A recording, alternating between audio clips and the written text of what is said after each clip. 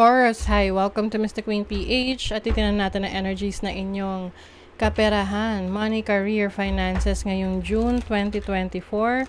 This is a general reading. Just take what resonates. Watch your Sun, Moon, Rising, Venus for other messages. And thank you sa lahat ng mga sumusuporta dito sa ating channel. Just a reminder, gamitin nyo lang mga reading na to bilang gabay. Pa-follow, like na rin ang ating Facebook at TikTok. Lahat po yan Mr. Queen PH. Like, share, subscribe, turn on post notifications para lagi kayong updated sa ating mga readings. And if you're interested in private readings, meron tayong 3rd anniversary promo. 25% discount sa tarot reading services, extended hanggang May 31, 2024. So kung gusto niyo mag-book, meron tayong link sa description at sa pinned comment. Paki-check niyo na lang.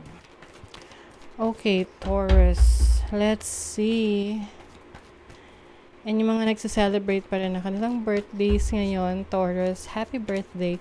Happy solar return. I wish you all the best, happiness, success, good health. Okay, let's see your overall energy for June 2024 ngayong for Taurus. The Hanged Woman.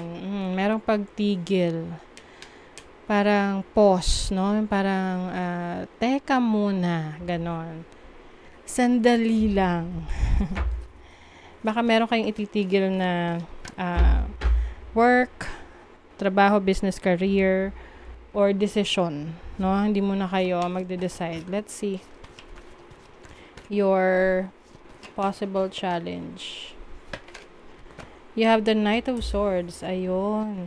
Pwede kasing merong nakikialam, no? Sa mga plano mo, sa trabaho, sa business, sa career mo. At gusto mo ngayon na may maliwanag kang kaisipan. Minsan kasi, no, instead na nakakatulong yung mga taong nagbibigay ng opinion, ng advice sa'yo, minsan nakakagulo pa, no? Oo. Lalo na yung mga unsolicited advice na nakikialam sa'yo. Let's see your opportunity. Ano yung opportunity ng mga Taurus? Uy, this is your energy. Taurus and Libra energy, the Empress. So you have the opportunity to take care of yourself, focus on yourself, your abilities.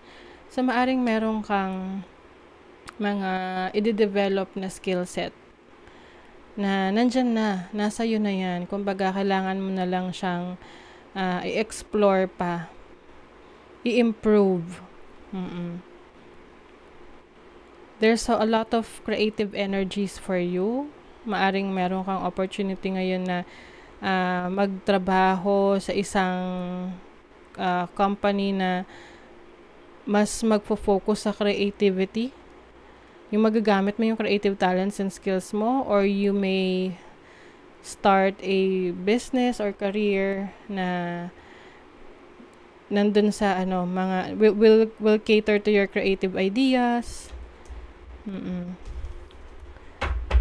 Let's see yung iyong blessing. Ano yung blessing ng mga Taurus? The blessing, diba? May Empress ka na, may 9 of Pentacles ka pa.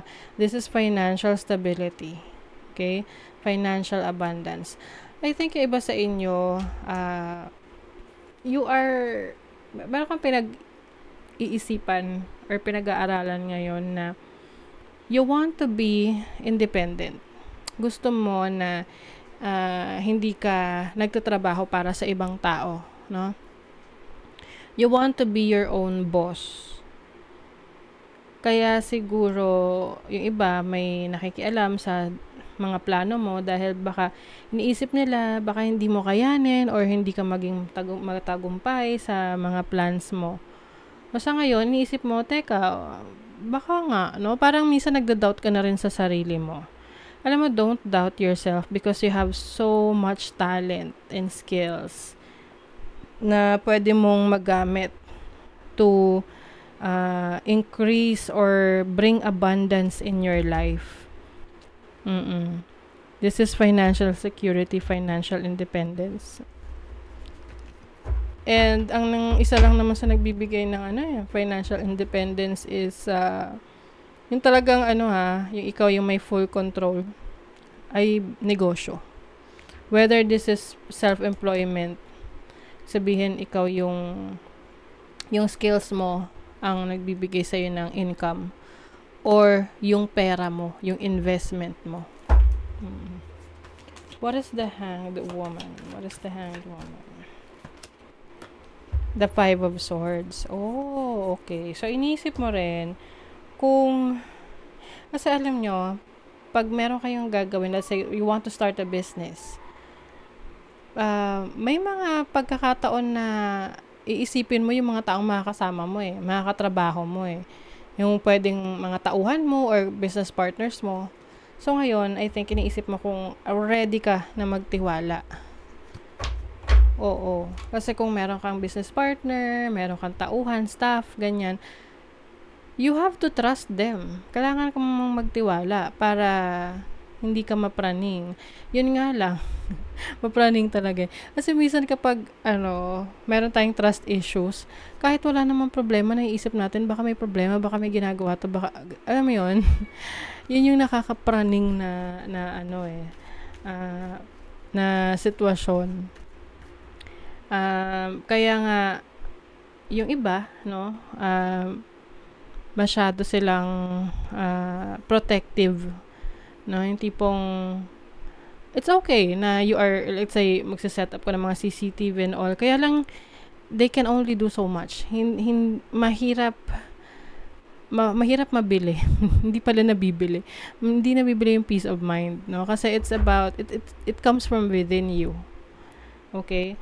Ngayon, kung iisipin mo lagi, merong manloloko sa'yo, merong magte-take advantage sa'yo, wala ka nang masisimulan. 'Di ba? Kasi namumuhay ka dun sa takot na yon. You are always defensive. Hindi naman mawawala yun I mean, may mga pagkakataon na makakakilala ka ng mga taong ganyan, Oportunista. Pero, paano naman kung ang makilala mo is someone na supportive sa'yo, someone na who will celebrate you, 'di ba?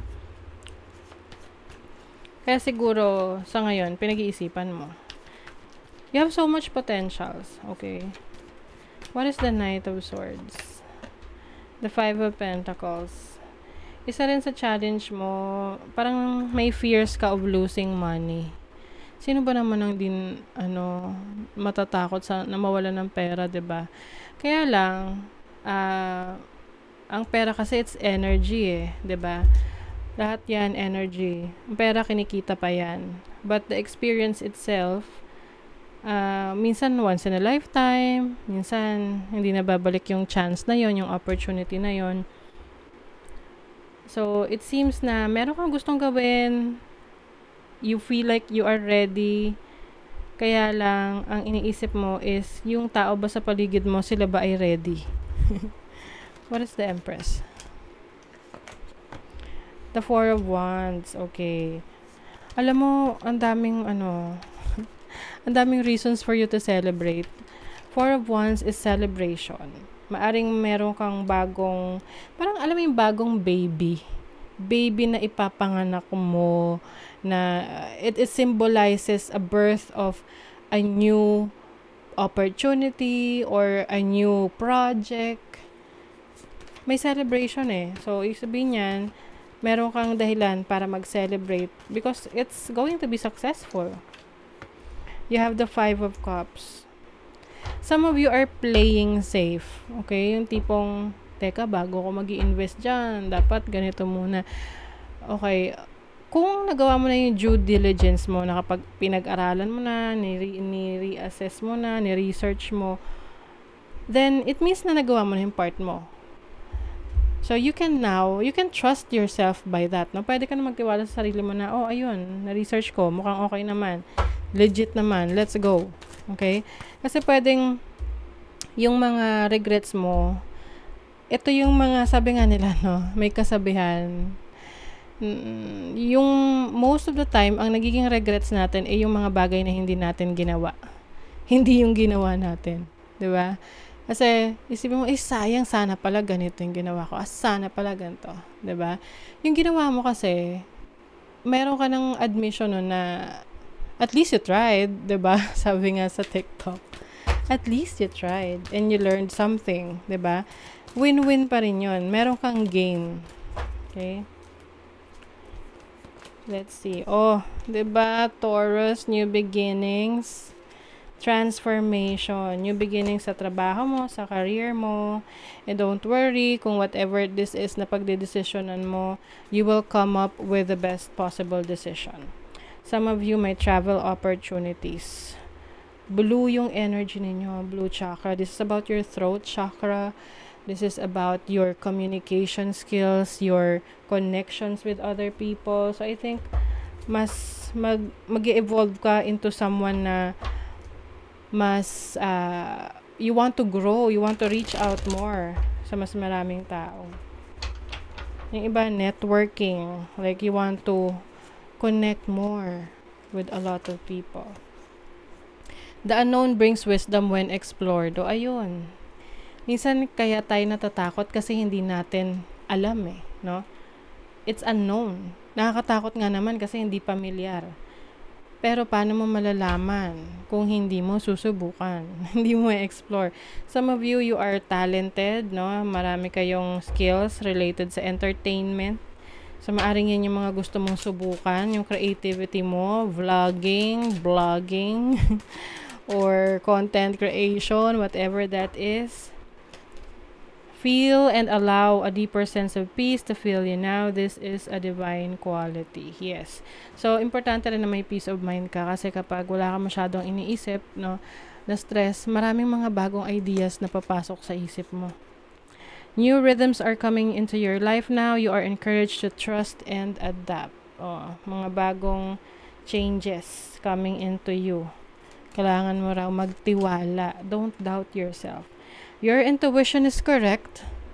Follow your inner wisdom without fail. Ayan. Ano ba sinasabi ng instinct mo? Do you really want to do this?